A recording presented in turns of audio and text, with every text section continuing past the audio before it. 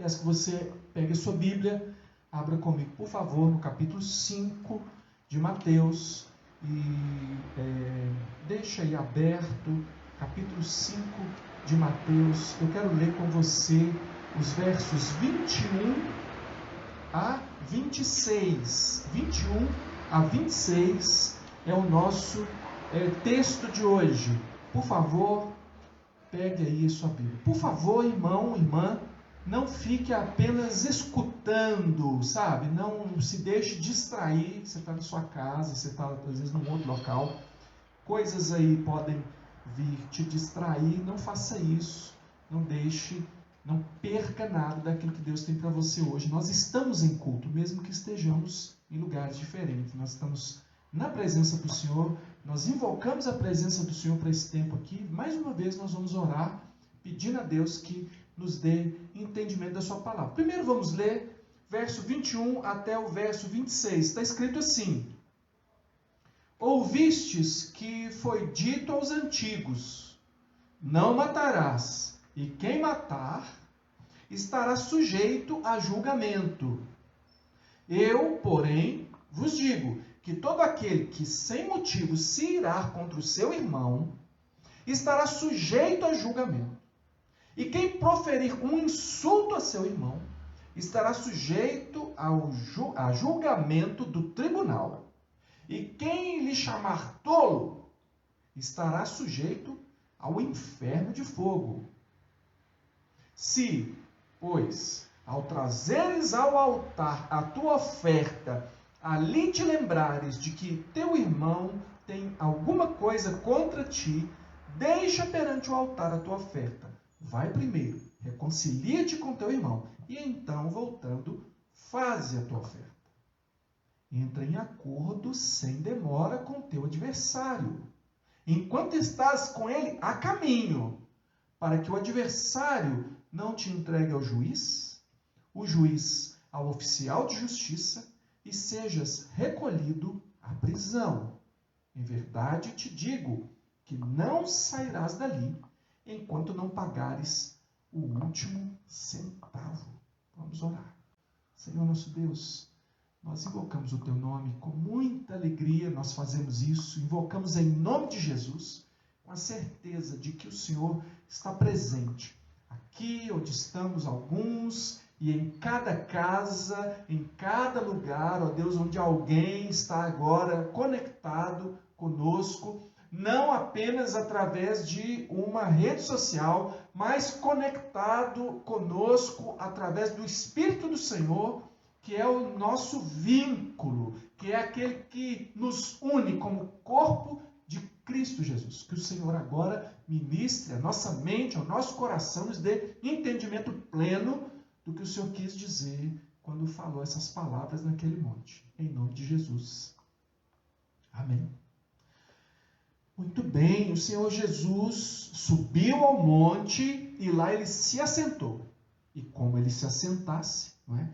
E o judeu sabia muito bem por que ele se assentou porque era importante o que ele vinha dizer. Nós sabemos, estamos aqui insistindo para que fique na sua mente, que o Senhor Jesus tratou aqui no Sermão do Monte da lei do reino, porque Jesus é o rei e a sua mensagem é marcada pela vinda do reino, chegada do reino de Deus. Essa é a mensagem que João Batista repete o tempo todo: olha, o reino está chegando aí. E o que o próprio Jesus diz: o reino não está aqui, o reino já está chegando.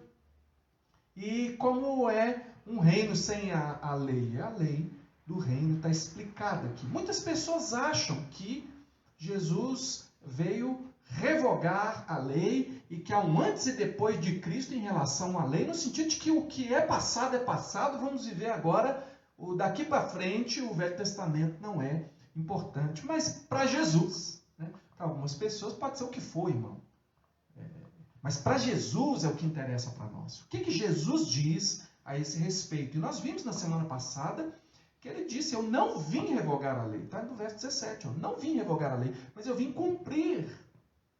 E ele no verso 20 ele ainda diz algo que é chocante, porque ele diz: porque vos digo que se a vossa justiça não excederem muito a dos escribas e fariseus, jamais entrareis no reino dos céus. E nesse ponto, penso que muitos daqueles que estavam ouvindo, que sabiam que os fariseus eram pessoas esforçadas para cumprir a lei, mais do que a média, e eram. Apesar da gente tantas vezes pensar em fariseus, escribas, mestres da lei de uma forma negativa, porque Jesus foi duro com eles. Não, Jesus foi duro com eles justamente porque eles eram conhecedores da lei, eles se esforçavam. Acontece que o esforço deles, e de qualquer um de nós, não é suficiente para garantir a entrada no reino, a participação no reino, de modo que Jesus começa o sermão dizendo, bem-aventurados, ou seja, quem é que entra no reino? Bem-aventurados os humildes de espírito, os que choram, os mansos, os que têm fome e sede de justiça. Ali Jesus está explicando que não é por justiça própria que alguém entra no reino, mas é justamente aquele que não tem justiça própria e que depende da justiça de Deus, que depende da justiça de Deus que há no Evangelho. O Evangelho é Jesus Cristo, inocente, morrendo pelos culpados. É o justo pelos injustos. E quando Jesus diz aquelas bem-aventuranças, está falando da salvação em Cristo. Mas aí, ele vem e diz que não veio revogar a lei e que era preciso superar o que os escribas e fariseus faziam. E aí ele começa então a explicar. Isso foi uma introdução para o que vem agora. E começa agora uma sequência que vai por todo o capítulo 5, que começa com essas frases. Ouviste o que foi dito aos antigos. Começa então essa sequência. A lei, algumas pessoas dizem assim, não, a lei é um conjunto de ordenanças antigo, né? A lei é uma proposta inalcançável. A lei é inútil para nós que somos cristãos, que somos salvos pela graça. Não é isso o que diz Romanos, capítulo 7, a partir do verso 14, que diz assim, porque bem sabemos que a lei é espiritual, não é carnal não. A lei é espiritual. Eu, todavia, sou carnal, vendido à escravidão do pecado, porque nem mesmo compreendo o meu próprio modo de agir, pois não faço o que prefiro, e sim o que detesto. Ora, se faço o que não quero, consinto com a lei que é boa. Irmão, quando eu cumpro a lei, e aqui o autor de afirmando que mesmo não cumprindo a lei, o homem precisa declarar, e o judeu que conhecia a lei, e esses que estão ouvindo pela primeira vez Jesus são judeus, eles conhecem a lei, e ele está insistindo, dizendo, a lei é boa. A lei é boa. Por que a lei é boa, irmão? Porque a lei, ela é o trilho da vontade de Deus. Ela é o caminho de Deus. Por que nós precisamos do caminho? Porque nós nos perdemos desde o jardim do Éden. Então, o homem perdido, ele precisa desse caminho que é a lei, que marca para ele por onde ele deve passar. E quando você faz a vontade de Deus, cumprindo a lei, você alcança o propósito da sua própria vida. Deus criou você para fazer a vontade dele, porque a vontade dele é maravilhosa. Ele ensina você a viver de uma maneira perfeita, bem-aventurada. Então, quanto mais você pratica a lei de Deus, mais semelhante a Deus você se torna, mais semelhante a Cristo você se torna, e mais dentro do propósito original da criação você está, porque Deus criou o homem à sua imagem e semelhança. Mas pelo fato de nós termos pecado desde o Éden, nossa natureza foi corrompida. E aí Colossenses capítulo 3 fala disso da seguinte forma. Diz assim, a partir do verso 5, fazei, pois, morrer a vossa natureza terrena. 2 pontos. E aí ele começa a dizer algumas coisas. O que é esse negócio de fazer morrer a natureza terrena? Fazei, pois, morrer a vossa natureza terrena. Prostituição, impureza, paixão lasciva, desejo maligno e a avareza, que é idolatria. A avareza é idolatria. Por estas coisas é que vem a ira de Deus sobre os filhos da desobediência. Ora, estas mesmas nestas mesmas coisas andastes vós também. Nós, cristãos. Em outro tempo, nós andamos nessas coisas. Quando vivias nelas. Essas coisas, irmãos, são naturais para o homem caído, para o homem longe de Deus. E, de fato, Deus se ira contra aqueles que praticam essas coisas. Então, Deus se ira contra esse. E as pessoas que estão nessa prática, ou seja, toda a humanidade sem Cristo, é alvo da ira de Deus. São inimigos de Deus. Na conversão, quando nós somos convertidos a Cristo, então surge um novo potencial em nós. Aquilo que nós não podíamos fazer, que Paulo diz aqui no capítulo 7, verso 14, eu não consigo fazer aquilo que eu quero fazer. Agora, por causa de Cristo, acontece conosco o que está em Romanos 11, 24. Pois, se foste cortado daqui por natureza, era oliveira brava, e contra a natureza enxertado em boa oliveira, quanto mais não serão enxertados na sua própria oliveira aqueles que são ramos naturais. Que conversa é essa de planta? De oliveira? De enxerto? É que a Bíblia traz essa figura para nós. A nossa conversão, ela se dá como que nós éramos uma planta que não presta, uma planta que não produz bom fruto. Os nossos frutos eram aqueles ali. Idolatria, prostituição, impureza. Mas aí Deus arranca, como que ele arrancasse um galho, que é você, o que sou eu, e ele arranca esse galho e ele enxerta na oliveira verdadeira, na oliveira que é de Deus. Ele enxerta você numa árvore boa, que é Cristo. E aí, ao enxertar você ali, se você conhece um pouquinho de agricultura, você sabe que quando se faz um enxerto, se você pega um ramo de limão e se você faz um enxerto em uma laranjeira, aquele galho produz laranja e não limão. Porque agora a seiva que vai para ele é a seiva da laranja e não do limão. O que ele está dizendo é que, conectados a Cristo agora, o que manda em nós não é mais o velho homem, mas a nova natureza em Cristo. Então nós temos o poder de fazer a vontade de Deus. Você se pergunta, eu posso vencer o pecado? Eu posso mesmo vencer o pecado? Então eu vou perguntar para o apóstolo Pedro, né? 2 Pedro 1, a partir do verso 3, está escrito dessa forma. Preste atenção no que o apóstolo Paulo diz a respeito de você poder ou não poder fazer a vontade de Deus. Veja o que está escrito. Está dizendo assim, visto como pelo seu divino poder, qual que é o divino poder de Deus em nós? Espírito Santo. Visto que pelo seu divino poder nos têm sido doadas todas as coisas que conduzem à vida e à piedade, pelo conhecimento completo daquele que nos chamou para a sua própria glória e virtude. Para que Deus nos chamou? Para a sua glória, para mostrar quem Ele é, e virtude, agir como Ele age.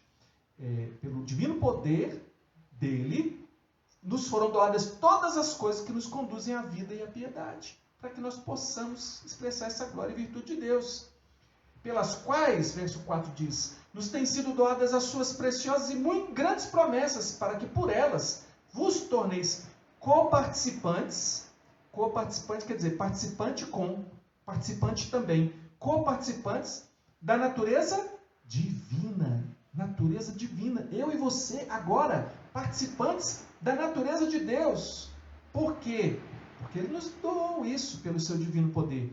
Livrando-vos da corrupção das paixões que há no mundo. Por isso mesmo, vós, reunindo toda a vossa diligência, associai com a vossa fé a virtude, com a virtude o conhecimento, com o conhecimento o domínio próprio, com o domínio próprio a perseverança, com a perseverança a piedade, com a piedade a fraternidade, com a fraternidade o amor, porque estas coisas existindo em vós e em vós aumentando, fazem com que não sejais nem inativos, nem infrutuosos no pleno conhecimento de nosso Senhor Jesus Cristo.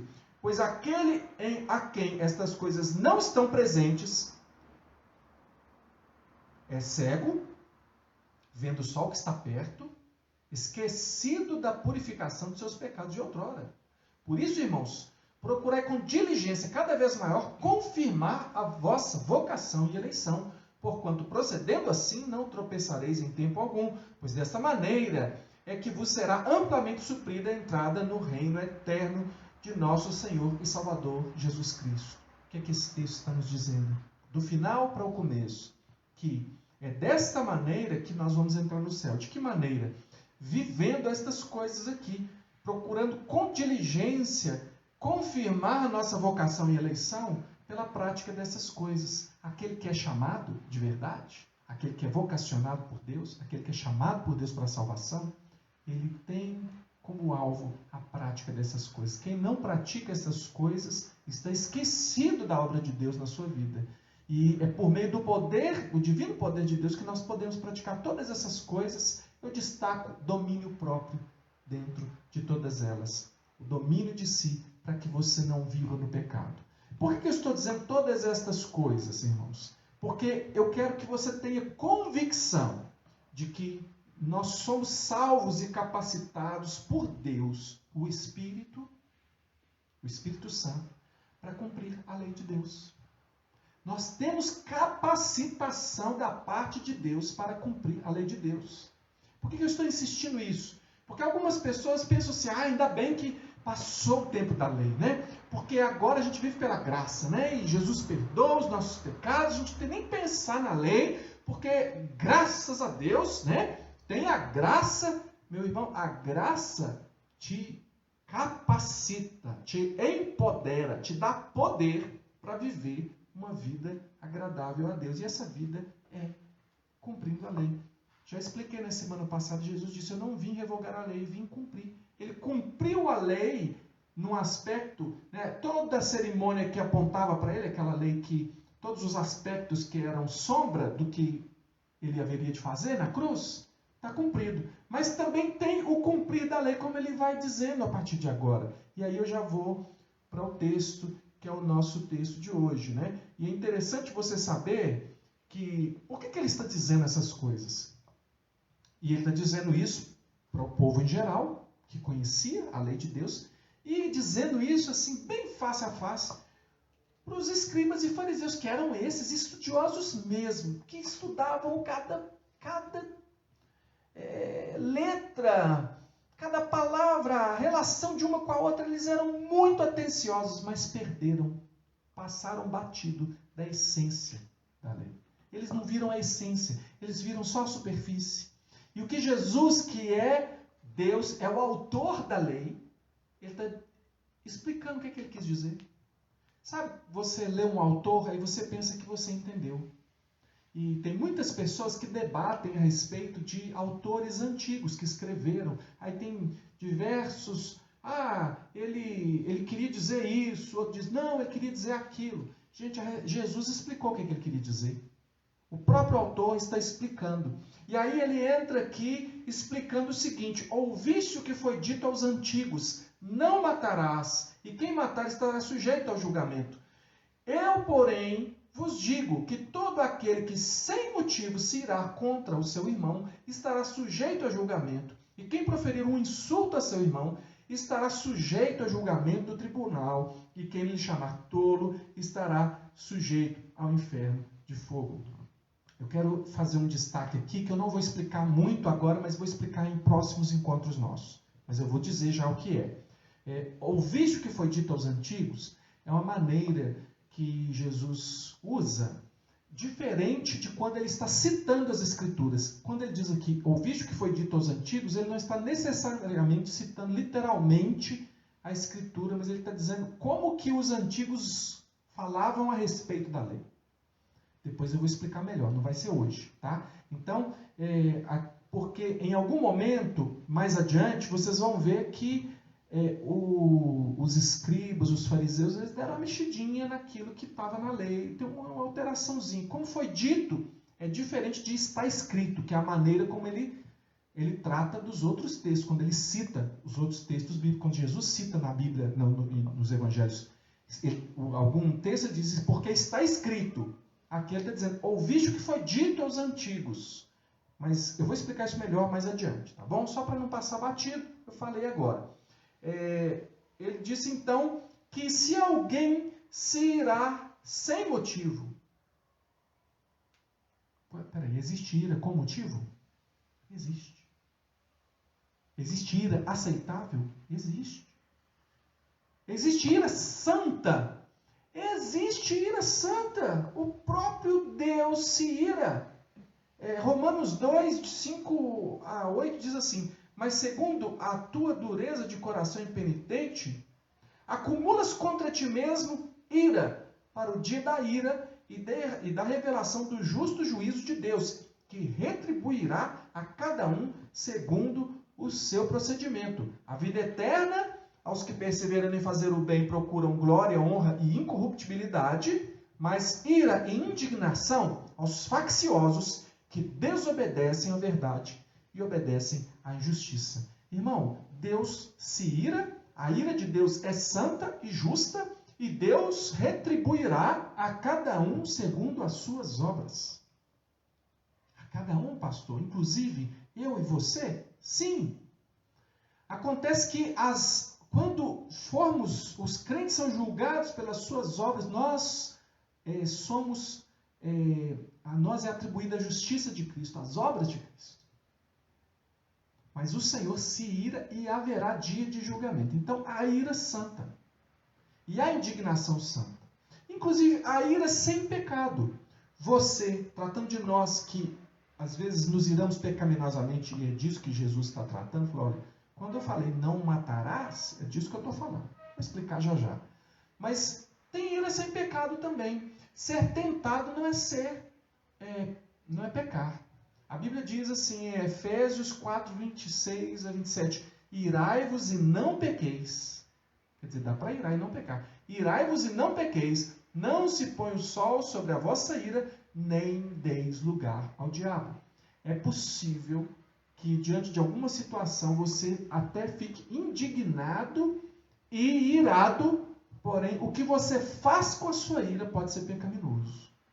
E a ira, segundo o texto aqui, não é para ser mantida no coração, mas é para ser tratada rapidamente, ou seja, antes que se ponha o sol. Não se põe o sol sobre a vossa ira. Se você tem uma questão que você está irado contra alguém, você precisa tratar isso, e pelo texto de Jesus aqui, nós vamos ver como é que isso é tratado. Você tem que tratar isso rapidamente, porque senão o diabo entra na história. Porque senão o diabo entra na história e ele vai conseguir uma vantagem na sua vida. Não deis lugar ao diabo. Existe a ira consumada.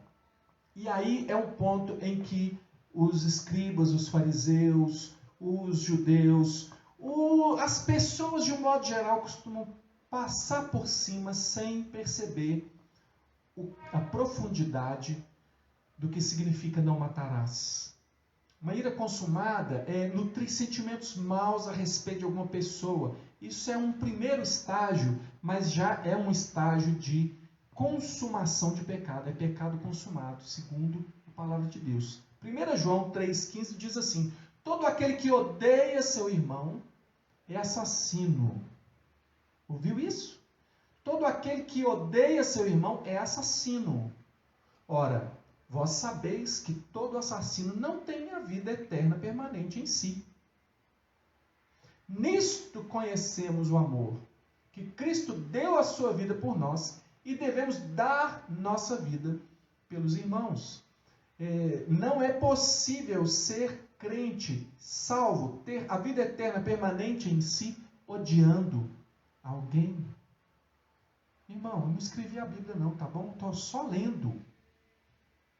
A palavra é dura desse jeito, não tem como amaciar. O coração do crente precisa ser tratado para que ele não abrigue no seu coração a ira e o ódio contra alguém. E o que Jesus vai dizer aqui é que se você se irar sem motivo contra alguém, você matou essa pessoa, você é assassino. É isso que eles passavam por cima. Por quê? Porque matar para eles era só quando o sangue escorria e alguém estava morto mesmo. E foi a arma está na mão dele, o outro está caído ali, pega quem está com a arma. Vamos tratar com essa pessoa que matou. E Jesus está dizendo assim, olha, as coisas que aparecem, elas, na verdade, quando chegam a aparecer, é porque elas já têm uma profundidade naquele local que Jesus falou, cuidado com esse local que é o coração. A morte de alguém acontece quando alguém primeiro matou essa pessoa no coração.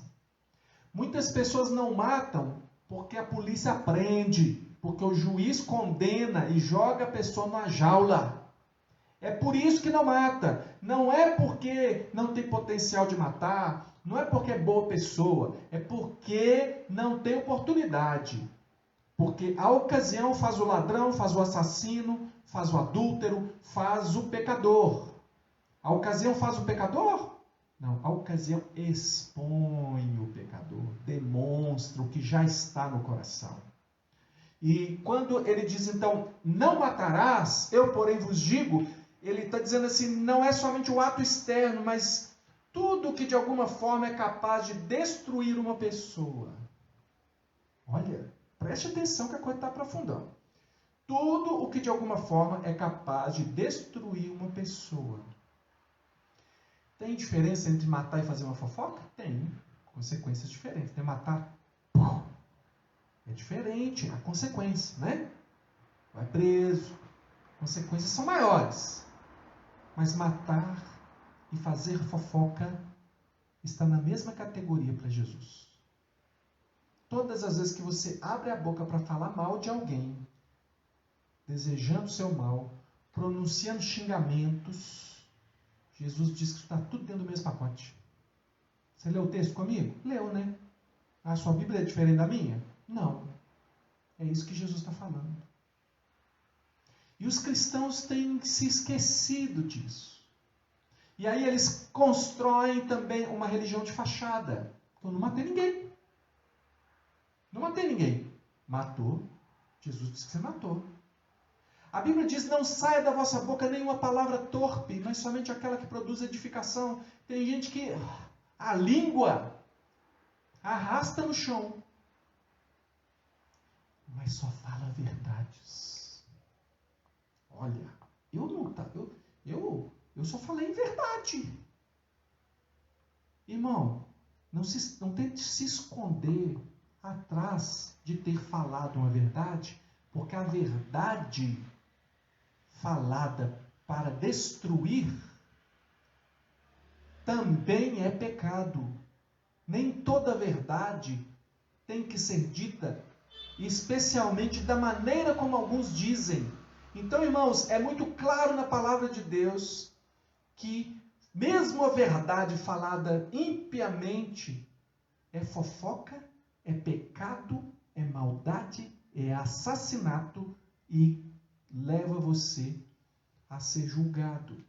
Irmãos, olha só aqui o que diz 1 Timóteo 6,20. O apóstolo Paulo, apóstolo de Jesus Cristo, recebendo orientação diretamente do Senhor Jesus, ele está ensinando para Timóteo, um pastor que foi discipulado por Paulo. E aí, na carta, eu vou citar a primeira carta e a segunda carta, ele escreve nessas duas cartas a respeito de falatórios, a respeito de conversa fiada, a respeito de conversa que não deve haver na boca de um cristão. Então ele está dizendo, Timóteo, você ensina para o povo isso aí. 1 Timóteo 6,20 diz, e tu, ó Timóteo, guarda o que te foi confiado, evitando os falatórios e profanos e as contradições do saber, como falsamente lhe chamam. Pois alguns, professando, se desviaram da fé. A graça seja convosco. Irmãos, falatório, inclusive, crente falando de outro crente, em discussões teológicas, mas não em busca da verdade, de buscar fazer a vontade de Deus, mas em vontade de denegrir a imagem de outro, denegrir a imagem de outra igreja, denegrir a imagem de quem quer que seja, que é também um irmão. E Timóteo, ele foi exortado, não se meta em falatórios, em discussões e em contradições do saber. que falsamente chamam isso de saber, né? Porque alguns, professando isso aí, se desviaram da fé. 2 Timóteo 2,15, aí ele está instruindo outra coisa a respeito de falação. Ele diz assim: evita igualmente os falatórios inúteis e profanos, pois os que dele usam, quem usa de falatório inútil, passarão a impiedade ainda maior. O pecado cresce. Ora, é necessário que o servo do Senhor não viva a contender, e sim deve ser brando para com todos, apto para instruir, paciente, disciplinando com mansidão os que se opõem, na expectativa de que Deus lhes conceda não só o arrependimento para conhecerem plenamente a verdade, mas também o retorno à sensatez, livrando-se eles dos laços do diabo, tendo sido feitos cativos por ele para cumprirem a sua vontade. 1 Timóteo 5,3 ainda diz assim: além do mais, aprendem também a viver ociosos, falando no caso aqui, falando de mulheres, mas não tem a ver com gênero, não. Serve para homem também. Além do mais, citando uma situação lá que podia acontecer, além do mais, aprendem também a viver ociosas, andando de casa em casa, e não somente ociosas, mas ainda tagarelas e intrigantes, falando o que não devem. Você sabia que a Bíblia fala sobre ser tagarela? Fala mais que a boca? Fala, porque tem que falar. Não tem freio na língua, não tem papas na língua, né? Quando é para se impor, não tem papas na língua, né? Ele se impõe, ele fala a verdade, né? A Bíblia diz que pessoa tagarela e intrigante, intriga, semeia contenda, coisa que Deus odeia. A Bíblia diz que se tem uma coisa que Deus odeia, é quem semeia intrigas entre irmãos, contendas entre irmãos. Intriga, que joga uma palavra que depois vai dar confusão, que joga para cima e sai correndo e deixa cair onde cair. A palavra de Deus é clara quanto a isso. Gente que gosta de ganhar uma discussão. Por quê? Por que eu quero ganhar a discussão? Porque eu quero sair por cima. Quando eu saio por cima, irmão, eu saio pisando em alguém. Ganhar uma discussão é mais importante do que ganhar uma pessoa. Jesus Cristo conquistou todos nós mudo, calado, sendo açoitado. Mas ele tinha o direito de falar, e não usou do direito de falar. Se Jesus abrisse a boca para falar, e ele na verdade abriu, sabe o que ele dizia enquanto ele era açoitado? Pai, perdoa-lhes porque não sabem o que fazem. Quando alguém ofende você e não é cristão, ou é cristão, mas está errado. A Bíblia diz: condescender qualquer mais fraco na fé. Quem é o mais fraco na fé? Quem está errado com você, irmão. Quem está te atingindo. Quem está falando contra você. Quem está te expondo. Quem está fazendo... Esse aí, não interessa se ele é pastor. Não, mas o pastor não é fraco na fé. Se o pastor estiver agindo com você pecaminosamente, irmão, ele está precisando de misericórdia. Tem misericórdia de pastores, de pessoas que são autoridades e falam. E erram porque são gente, pessoas, são humanos. Todos são passíveis de erro. Quanto a mim, o que eu preciso é ter mais amor pela pessoa do que até pela ofensa, ou querer amor por sair por cima numa discussão em que eu fui ofendido. Não tente se justificar por estar dizendo a verdade. Porque até dons espirituais só são bênçãos se dirigidos pelo amor. Você já leu 1 Coríntios 12 e depois leu 1 Coríntios 13? Porque 1 Coríntios 12 fala de dons espirituais, coisa extraordinária. Falar em línguas, conhecimento, profecia, dons espirituais que Deus concede à igreja. Mas depois ele fala assim: mas eu passo a mostrar-vos um caminho sobremodo excelente. Ainda que eu fale a língua dos homens e dos anjos, se não tiver amor, não adianta nada. Ele vai falando tudo que não adianta se não tiver amor.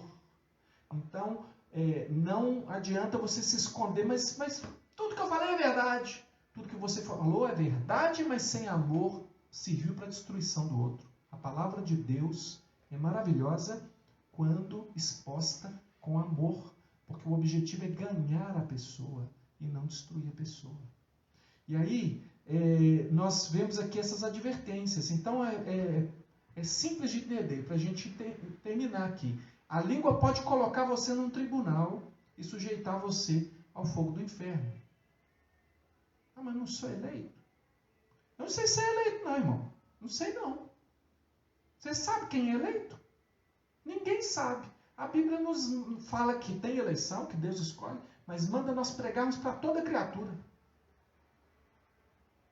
A gente que sabe que toda criatura é gente, senão a gente pregar até para os cachorros, para os carrapatos, pregar para tudo. A gente sabe que ele está tratando de gente. Deus falou para pregar para todos, porque ninguém tem um sinal na testa, uma estrela na testa, como se diz. Mas os que são eleitos procedem como eleitos. Cuidado para não usar as armas de Satanás. Não proceder como Satanás. Você tem que imitar o seu pai. Se o seu pai é Deus, se o seu pai é Deus, você não usa as palavras para destruir pessoas, para você não ser assassino. Os versos 23 e 24 ensinam a gente que não adianta fazer coisas para Deus sem resolver os problemas interpessoais. Você tem uma oferta para dar? E o contexto de oferta para eles aqui tinha a ver, inclusive, com a aceitação, ser aceito por Deus. Porque até aqui Jesus ainda não tinha morrido e os sacrifícios estavam vigindo, estava vigente, estava acontecendo.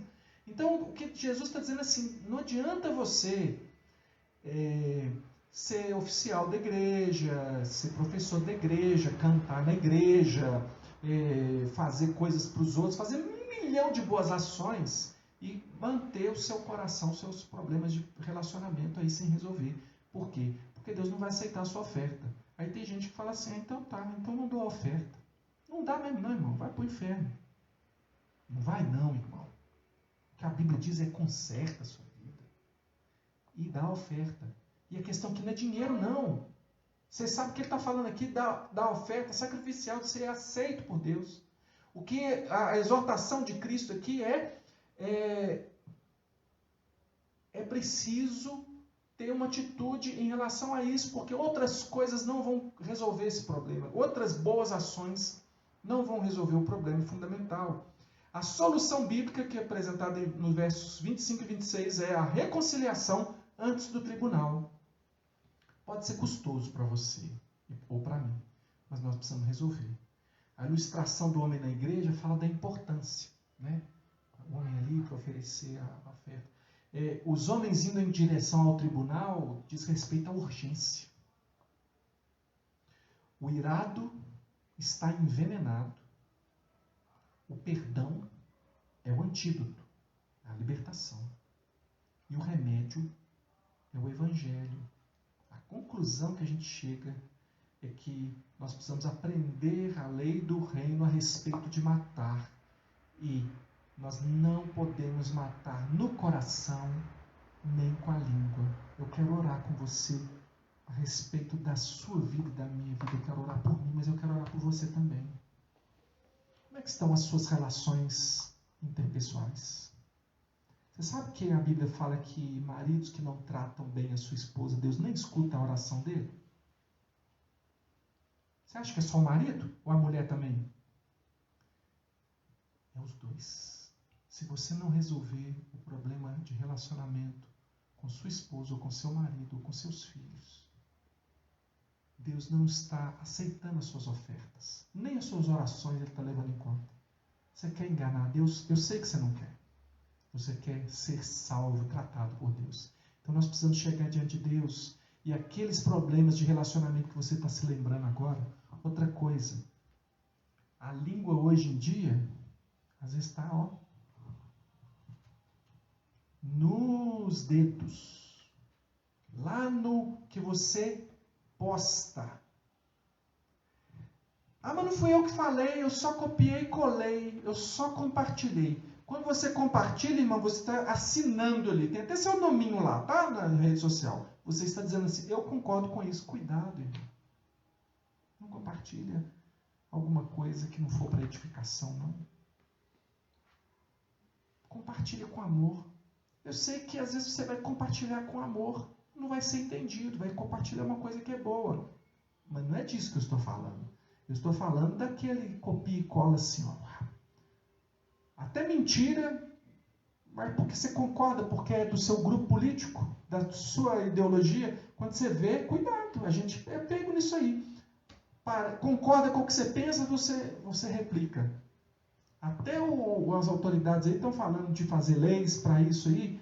Irmão, nós que somos cristãos temos uma lei no nosso coração, que é superior a qualquer lei humana. Se a nossa lei do coração não for suficiente para impedir a gente de republicar notícia falsa, de falar coisas que a gente não consultou, não sabe se é verdade, isso é fofoca. Isso é engano, isso é mentira, isso traz morte, isso destrói a reputação de pessoas, destrói pessoas. E você, cristão, vai ser chamado no cantão por Jesus. Está sendo chamado agora, quando a palavra de Deus te exorta. Quando ela me exorta, irmão, eu prefiro não publicar. Prefiro. Eu estou assim. Puxa, eu prefiro. Porque eu temo o Senhor, eu tenho medo de Deus, sabe? Para falar no popular, para não falar assim, oh, eu tenho temor de Deus. Eu tenho medo de Deus, de ser pecador diante dele e tapar os meus olhos e ver somente a superfície, como os fariseus só viam a superfície. Eles não viam o que estava por baixo. Vamos orar. Feche os seus olhos. Pede a Deus para sondar o seu coração. Enquanto você está fazendo uma oração silenciosa, eu quero ler um texto aqui de Tiago, capítulo 3, a partir do verso 7. Mais uma exortação para a nossa oração. Começa já a orar aí no seu coração. Diz assim, pois toda espécie de feras, de aves, de répteis, de seres marinhos se domam e têm sido domadas pelo gênero humano. A língua, porém, nenhum dos homens é capaz de domar. É mal incontido, carregado de veneno mortífero. Com ela bendizemos ao Senhor e Pai. Também com ela amaldiçoamos os homens feitos à semelhança de Deus. De uma só boca procede bênção e maldição. Meus irmãos, não é conveniente que essas coisas sejam assim. Acaso pode a fonte jorrar do mesmo lugar o que é doce e o que é amargoso? Acaso, meus irmãos, pode a figueira produzir azeitonas ou a videira figos? Tampouco fonte de água salgada pode dar água doce. Quem entre vós é sábio e inteligente? Mostrem mansidão, sabedoria, mediante condigno proceder as suas obras. Se pelo contrário, tendes em vosso coração inveja amargurada e sentimento faccioso, nem vos glorieis disso, nem mentais contra a verdade. Essa não é a sabedoria que desce lá do alto, antes é terrena, animal e demoníaca. Pois onde há inveja e sentimento faccioso, aí há confusão e toda espécie de coisas ruins. A sabedoria, porém, lá do alto, é primeiramente pura, depois pacífica, indulgente, tratável, plena de misericórdia, de bons frutos, imparcial, sem fingimento. Ora, é em paz que se semeia o fruto da justiça para os que promovem a paz. Senhor nosso Deus, o Senhor conhece o nosso coração. E o Senhor conhece os nossos pecados. Deus, pecados que às vezes atrasam a nossa vida, como nós estudamos no pequeno grupo nessa semana, coisa que empaca a vida, não deixa a coisa ir para frente. Senhor, pequenos pecados, às vezes pequenos para nós, mas todo pecado conduz à morte. É veneno na vida, Senhor. Pessoas que se iram e até se gabam de serem pessoas iradas. Tem misericórdia, Senhor Deus. Perdoa agora aquele que confessa o pecado com a intenção de deixar. Porque o que confessa as suas transgressões alcançará a misericórdia. Nós confessamos, Senhor Deus, que às vezes matamos pessoas no coração. odiamos pessoas, detestamos pessoas, falamos mal de pessoas. Senhor Jesus, às vezes a gente ouve falar mal, quando pensa que não, a gente mesmo está falando mal. Senhor Deus, coisas que a gente não sabe, não viu, não tem certeza, mas que parece que é, e a gente já vai replicando, já vai compartilhando. Senhor Deus, a Tua palavra nos diz aqui com toda clareza que nós somos fonte de água boa, não de água salgada. Não pode uma fonte, da mesma fonte, produzir, sair água doce e água amargosa. Ó Deus, que da nossa boca saia somente aquilo que produz edificação. Ó Deus, que nós entendamos que todas essas coisas, Pai, esses pecados da língua, estão associados a matar. E a Tua palavra diz com toda clareza, a Tua lei diz, não matarás. Não está em nosso poder, não é direito nosso destruir pessoas. Nós não matamos, Senhor. Nós queremos, em nome de Jesus, pedir que o Senhor seja conosco, perdoando os nossos pecados. Senhor Deus, trazendo essa clareza para a nossa mente e nos abençoando com uma vida santa. Nós queremos viver a lei do reino, nós queremos praticar a Tua lei, queremos Te amar a cada dia e andar em conformidade com o Teu propósito maravilhoso. Senhor Deus, abençoa o Teu povo, Pai, onde quer que nós estejamos agora ouvindo essa mensagem, no momento em que essa mensagem for ouvida, ela toque e transforme corações, porque a Tua palavra é poderosa para mudar os rumos da nossa vida. Obrigado, porque o Senhor é um Deus perdoador. O Senhor repreende aquele a quem o Senhor ama. Se somos repreendidos agora, é porque também somos amados pelo Senhor. E se somos amados pelo Senhor, somos também perdoados por Ti. Nós Te agradecemos pelo perdão. Que assim, Deus, a graça do Senhor Jesus, o amor de Deus, o nosso Pai, e a comunhão do Espírito do Senhor seja com cada um de nós, agora e sempre. Amém. Amém. Deus abençoe você. Ore pela sua igreja. Ore para que Deus nos dê sabedoria para o momento do retorno dos nossos cultos presenciais. Nós pedimos orientação do Senhor, estamos atentos. Que o Senhor nos dê a graça de nos vermos muito em breve, no nome de Jesus.